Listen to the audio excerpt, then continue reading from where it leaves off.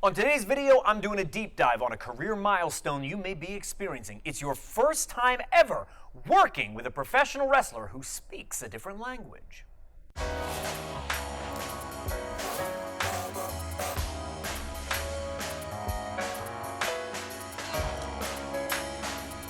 I'm Mike Quackenbush, this is Till We Make It, and I want to help get you ready for the first experience you may have working with a professional wrestler who does not speak the same language as you.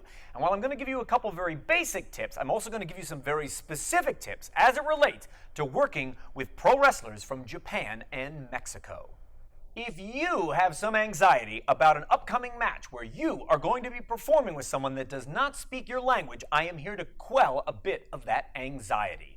Because so much can be communicated non-verbally in the world of professional wrestling. We have the ability to gesture and to pantomime and to demonstrate and illustrate what we're going to do with our bodies, none of which relies on verbal communication. And even in those instances where nonverbal communication begins to fail you, you will be delighted to know that a lot of the names that we use for wrestling moves are universal. Suplex is understood by all. Powerbomb is understood by all. Moonsault is understood by all. So apart from what you are able to communicate through pantomime or gesture, and of course setting aside those moves which have universal names that are all understood, like moonsault, let's talk for a little bit about what it might be like the first time that you are tasked with putting a match together with a Mexican luchador. Even if you speak no Spanish whatsoever, I'm going to ask you to remember these two Spanish words, mucho gusto. It means nice to meet you. And that's a great way to start things off on the right foot when you meet a Mexican luchador. Because of the immense historical significance of the mask to luchadors, you may discover that traditional luchadors will not unmask in your presence. And I have been on tours with luchadors who don't take their mask off at any point in time, maybe in the privacy of their own hotel room, but never when they're on the tour bus, never when they're in the locker room, never when they are out in public. Don't take offense to this. Don't find this to be a little bit unusual. That is the culture of lucha libre for those who honor the traditions. Conversely, I have absolutely been around luchadors who are less traditionalist in their approach, and the very second that they think there are no fans around, they take their mask off and don't think twice about it. And either of these, I would say, are equally common happenstances that you may come across when working with a Mexican luchador. I have a linguistic insight for you. You may know that the English language has more than triple the number of words in it than the Spanish language does. And that means that our Spanish-speaking compatriots have fewer words to choose from when they are trying to express their ideas to us on the English-speaking side of the equation. Because the Spanish language provides fewer words to use in description of wrestling moves, some things that we might think about being quite disparate get combined into one concept when used in Spanish. Here's an example.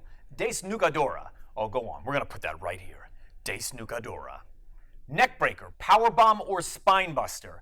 Those disparate moves can all be expressed by simply saying Desnucadora. If you're wondering why I singled that one out, it's because I wanted to illustrate this potential peril to you.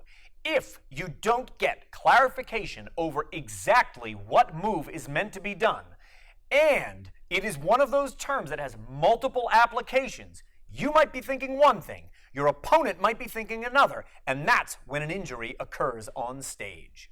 And just like here on the English-speaking side of the fence, you know there are people that are not good with wrestling move names. They just can't remember them to save their lives. And you better believe there are Mexican luchadors who are exactly the same. So they will distill sometimes complex movements into something very simple by saying, "Sácame," throw me. But throw me is kind of vague. In these situations, I cannot urge you strongly enough to pantomime or gesture with the person you are working with to make absolutely certain the kind of throw they are thinking of is also the kind of throw you are thinking of. I'm going to give you two more Spanish words that you're going to remember. Here's the first one, toque, and it means pin. You're going to need to know that word when you're working with a Mexican luchador. And here's the other one you got to remember, llave. That double L gets pronounced like a Y. Llave, meaning hold or lock. In Spanish, that word can also mean key. If you are pantomiming with a Mexican luchador and you're struggling to get your point across, trying to ground things in either toque or llave may help you achieve a point of clarity. And I've been lucky enough to work with dozens of Mexican luchadors over the years, and there's one question I get consistently asked by them all. They ask me if I am cemento o profesional. And this might sound like an insult, but they do not mean it this way. They are asking you, are you stiff or are you smooth? Are you cement or are you a professional? That's what they're asking you. Are your strikes stiff or are your strikes smooth? And please be honest. If you tell anyone, it doesn't matter what part of the globe they're from or who trained them, that you're smooth as silk and then you go out there and hit stiff as a brick, chances are when you come back through the curtain, you might be in for a stern talking to. In my overall experience, Mexican luchadors talk in the ring far less than their English-speaking counterparts do. But if you can remember a couple key words like toque and llave, that may help you if you just need a one-word trigger while you're out there performing to ground the next spot in the mind of the person you're performing with. And I've got a pro tip for you about working with masked wrestlers regardless of where they are from. If you must communicate in the ring with someone whose entire head is covered by their mask, do your best to communicate it as close to their ear port as you possibly can. That way, despite being inside that sensory deprivation tank, they've got a fighting chance of hearing what you said. In all my years and all my travels, I have never once come across a lazy luchador. In fact, I find Mexican luchadors to take immense pride in their work. So if you turn up to the matches with an eagerness for putting together a killer performance, regardless of whether or not you speak Spanish, I think you're going to be just fine. So let's place aside the idea of working with a luchador from Mexico for a second, and let's pick up the idea of working with a wrestler from Japan. Place it center stage. You already know that wrestling from Mexico is typically called lucha libre. It literally translates to free fighting. But wrestling from Japan is called pro-res, and it's pronounced that way because the U's come out at whisper volume. Pro-res. Pro-res.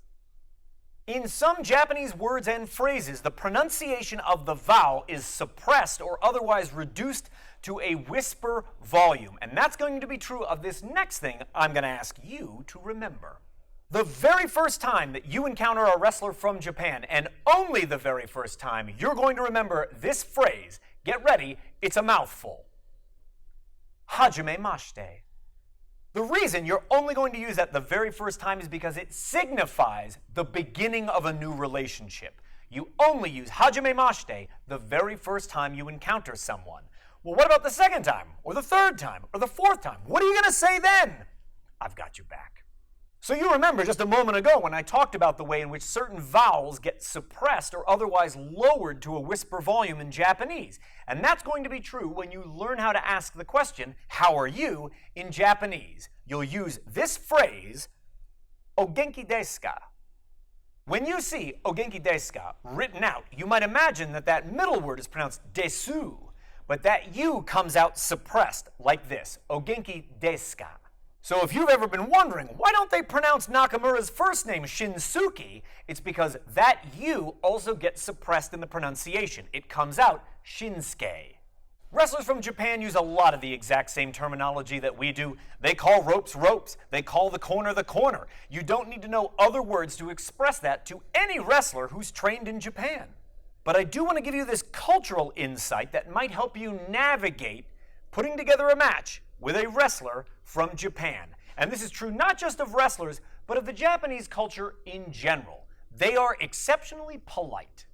Because our friends from Japan are so exceptionally well-mannered, they will avoid at all costs saying the word no to you. Here's why this is really important.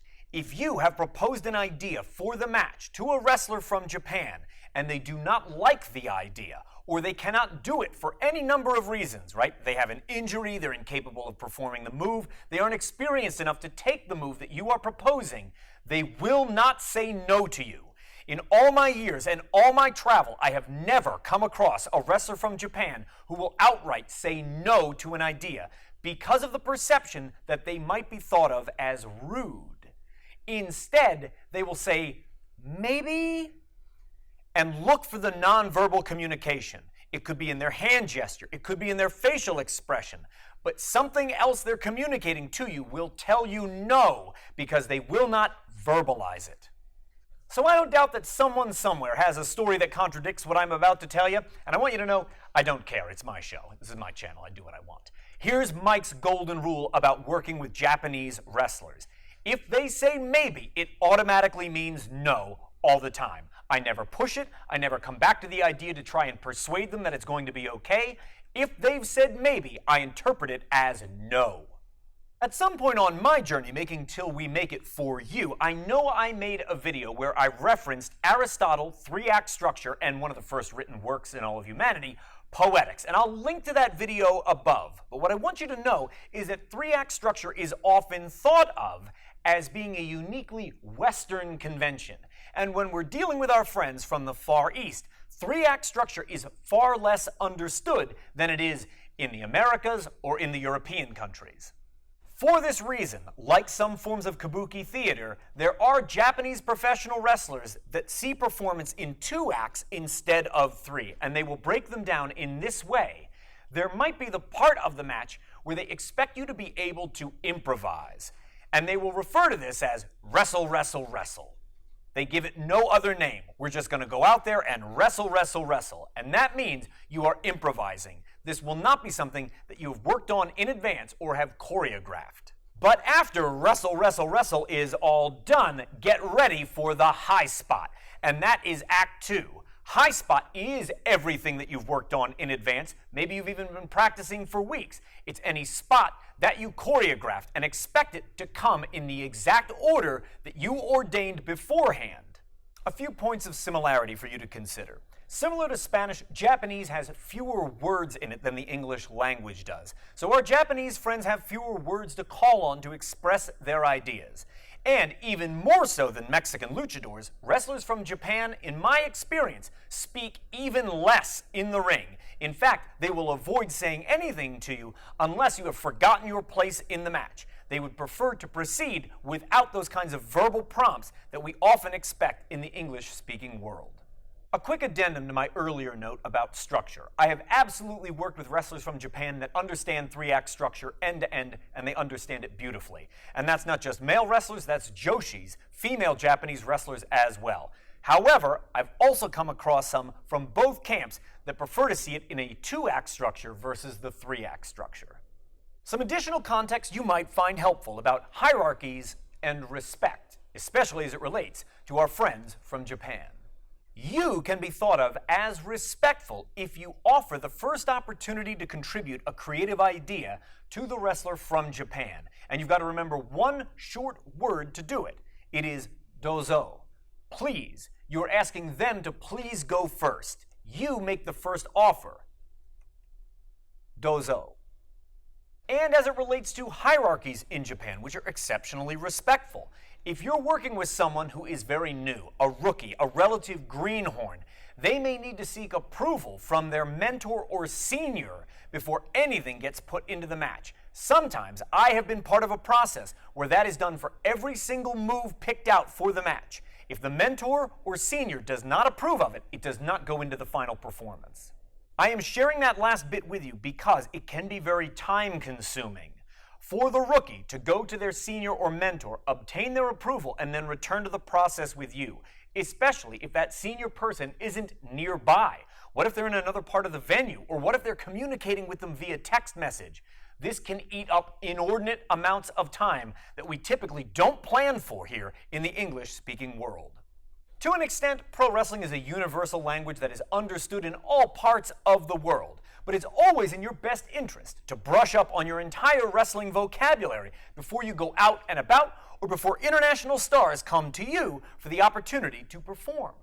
Despite this relative universality, I want you to be as ready as possible for the challenge of working with a pro wrestler that's from Mexico or from Japan, and to be able to go about it in a way that is fruitful and respectful. Throughout the years, I have been so lucky to work with people from all over the globe, and I always find it to be a fascinating challenge, no matter what language or style they speak in the ring or out. When a promoter or booker trusts you with the responsibility of sharing the ring with a performer that speaks another language, it says something about your career trajectory. It means that you are on the uptick, because it is only the most trustworthy and responsible performers that ever get such an opportunity. I know this doesn't get said enough, so I want to make sure that I say it to you now. You are awesome. And I know and believe that for this reason. To me, people who are awesome are those that are always looking to expand their knowledge base. They're always seeking some bit of information that they don't know to get better at the thing we all love. And the fact that you're here watching this video right now tells me you are one of those people. And that's exactly why I know you're awesome.